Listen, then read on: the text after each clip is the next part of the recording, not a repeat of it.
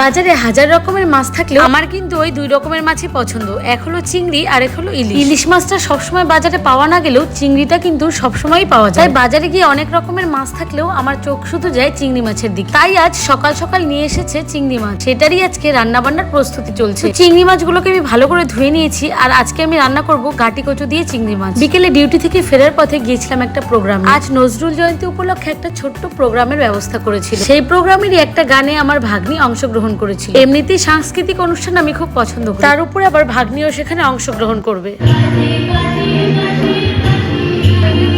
প্রোগ্রামটা শেষ করে বাড়িতে আসতে আসতে অনেকটা রাত হয়ে গেছিল। বিকেলে ডিউটি থেকে সোজা প্রোগ্রামে ঢুকেছিলাম বলে কিছু খাওয়া হয়নি, তাই বাড়িতে এসে খুব খিদে পেয়ে গেছিল। সন্ধ্যেবেলার টিফিনে বানিয়ে ফেলাম ফ্রাই ম্যাগি। তো আজকের মতো ভিডিওটা এখানেই শেষ করছি। ভিডিওটা ভালো লেগে থাকলে লাইক কমেন্ট শেয়ার করে দিও, আর আমার চ্যানেলটাকে সাবস্ক্রাইব করে দিও। দেখা হবে আমার চ্যানেলের নতুন আরো একটি ব্লগে। টাটা।